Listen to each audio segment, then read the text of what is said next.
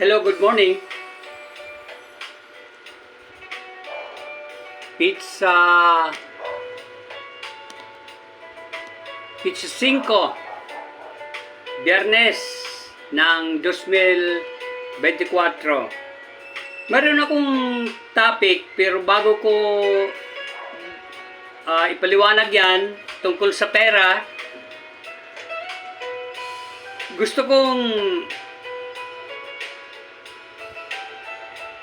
i-add yung TPC Scrap Enterprises,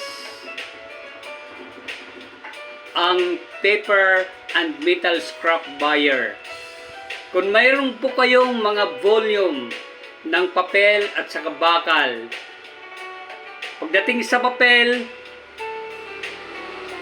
ay 300 boxes pataas, at pagdating sa bakal 5 tons pataas. O sa mga nasa probinsya,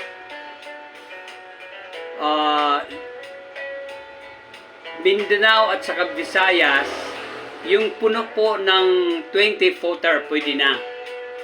Yeah, bumibili po kami. Itawag po namin sa amin sa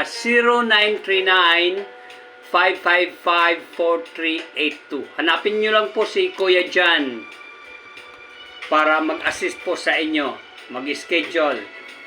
Ang system po natin, papifill upin muna kayo ng form para makita namin yung inyong volume ng papel, saan ang pick up location, para makalculate po namin kung ilang gasolina ang gagastusin natin sa mga nasa probinsya, yung bill of lading. Kailangan po namin ang form na fill upan po ninyo para mataas po namin, mabigyan po namin kayo ng mataas na patas na presyo. Yan po. Ulitin ko, 0939-555-4382. Bumibili po kami ng mga bakal at papel. At para sa top 16,000 corporations, yung 300 boxes ninyo ng mga papel, itawag nyo po sa amin. Okay, ang pag-uusapan natin ngayon is about the 50-20-30 budgeting. Pagbabudget po ng pera, lalo na po kung kayo ay nangangamuhan o empleyado kayo, maging kung nasa negosyo po kayo, after palitawin nyo ang inyong net income mula sa inyong sales minus cost of goods equals gross profit minus expenses equals your net income. Ano ang 50%? Number 1 is 50% needs.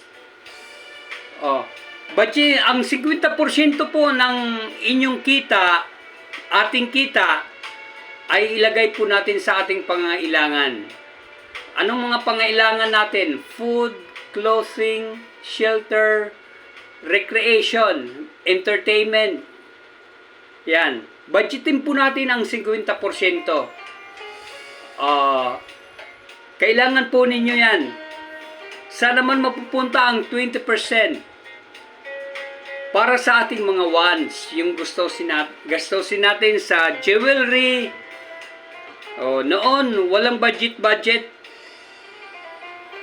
Pag jewelry na isipan, once yan o sasakyan, hindi na tayo nagbabudget. Mali po yan. Kailangan yung 20%, ilagay po ninyo sa inyong mga wants.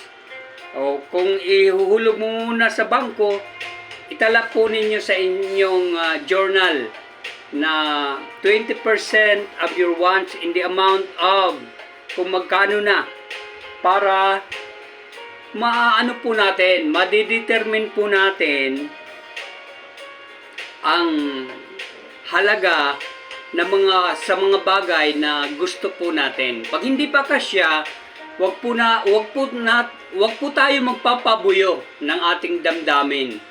Don't be an impulsive buyer. Okay? Pero pagdating sa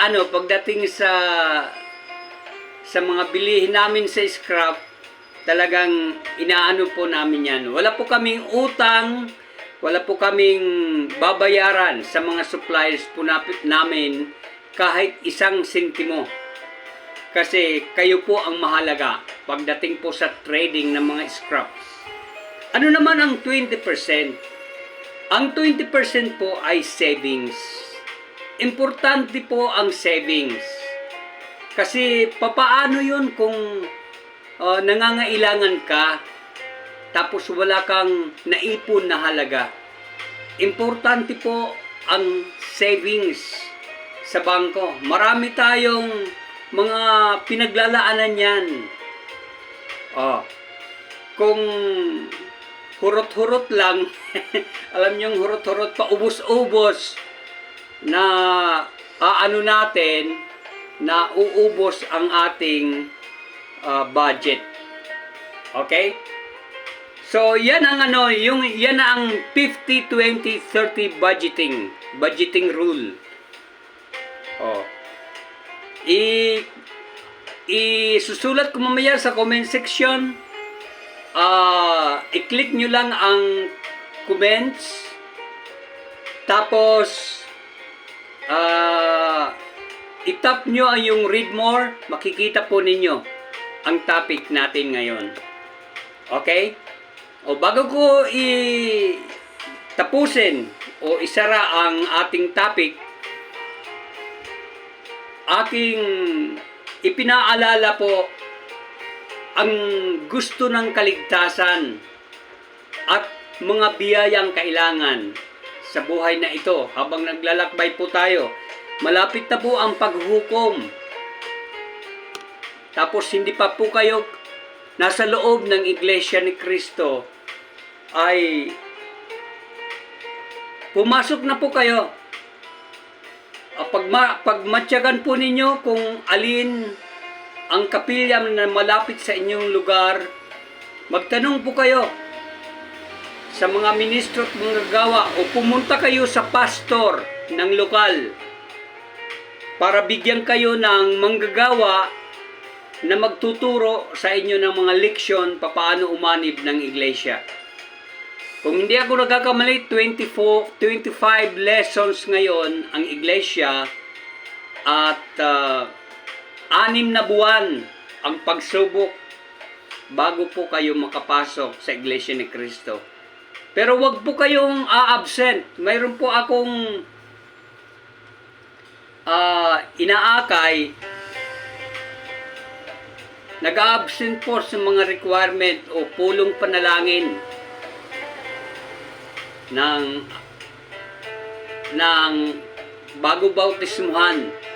So, hindi pa siya nababautismuhan. Higit 1 taon na siya. Paano kung dumating si Kristo? Hindi pa nakatala ang pangalan mo sa aklat ng buhay sa langit. Anuhin po ninyo yan. Pagtalagahan po ninyo at bigyan ng importansya para makapasok po kayo sa iglesia, makasiguro po kayo ng kaligtasan pagdating ng Panginoong Jesucristo sa araw ng paghuhukom. Mayroon pong paghuhukom kung paano itong mundo, makikita po ninyo nakalutang yan. Ang iba hindi naniniwala sa Diyos. Mayroong Diyos. Yung mga bagay na kanyang ginawa. Yan ang nagpapatunay sa kanyang existence na may Diyos. So, maraming salamat po sa inyong panonood. Don't forget to share and subscribe. I hope you like the video and like it and hit the notification bell para updated po kayo sa mga bagong upload ko. Maraming salamat. Take charge and have a nice day. Bye-bye.